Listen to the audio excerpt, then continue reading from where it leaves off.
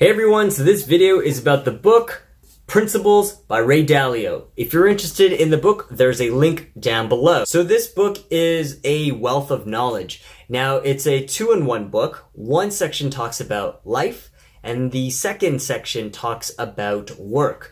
And these are Ray Dalio's principles.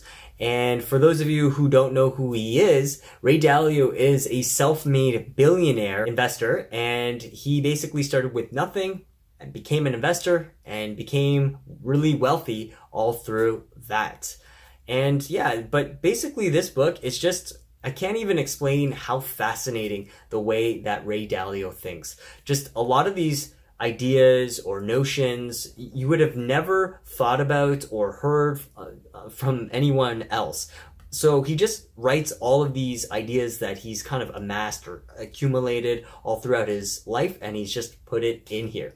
Now for myself, I've only really read the life section from beginning to end, and even then I'm going to have to reread it because there's just so much knowledge and there's just so much gold in there that I'm going to have to read it several times to really fully digest everything that he talks about. But in the work section, I did skim through it. I didn't really read it from beginning to end because that section is mainly for managers or business owners or entrepreneurs. Now that part didn't really apply to me, so I didn't spend as much time on that section, but I did have a skim through it, and there were some really good points on how to work with people or how to deal with people.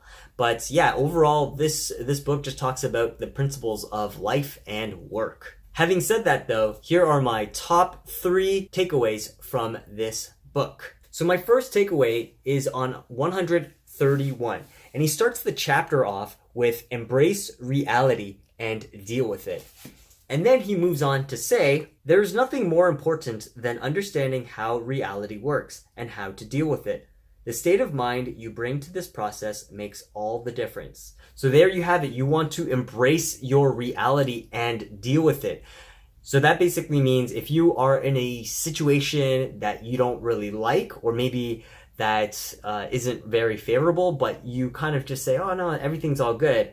Well, that's not ultimately going to help you grow or to get to that next level of whatever it is that you are wanting to get to. So you want to really embrace reality and stop saying or stop fooling yourself. Now the second point is on page 182, and it says be radically open-minded, and that's how he starts chapter 3. And so on the next page he says, recognize your 2 barriers. The 2 biggest barriers to good decision making are your ego and your blind spots.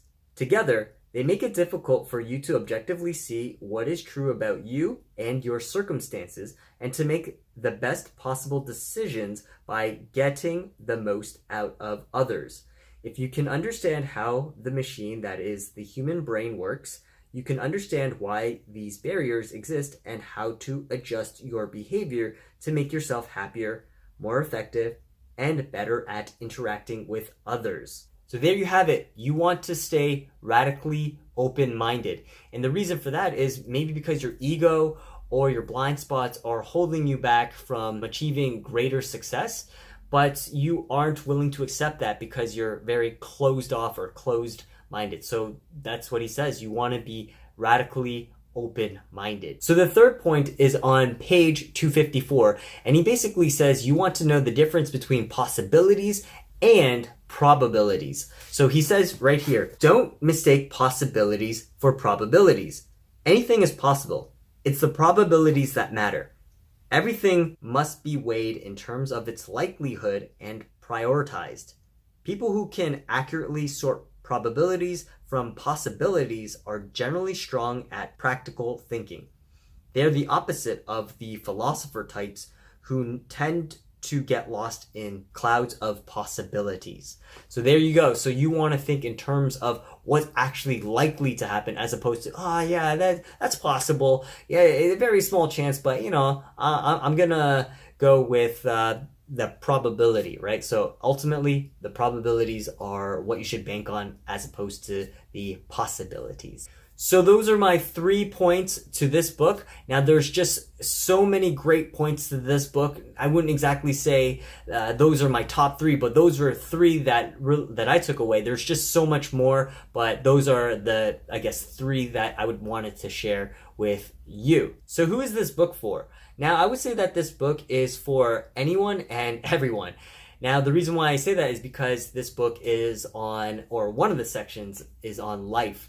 Now, I did say that the second section was on work. So if you are a business owner or entrepreneur or maybe a manager, then this book would be even more for you, because there's 2 sections that would be more applicable. So you have the life and the work section. But for anyone else, definitely check out the life. So that I would definitely recommend that to anyone and everyone. So in terms of a rating, I would definitely give this book a 4.5, just because of how much golden nuggets this guy's got in the life section. And so that's why I would have to give this book a 4.5 out of 5. All right, well, thank you for watching. And if you like this video, hit that thumbs up button. If you didn't, then hit that thumbs down button, or leave a comment below on what you liked about this video, what you didn't like about it. Or if you're interested in receiving notifications of my future videos, then hit that subscribe button down below. But yeah, thank you for watching, and I'll see you again in the next video. Bye for now.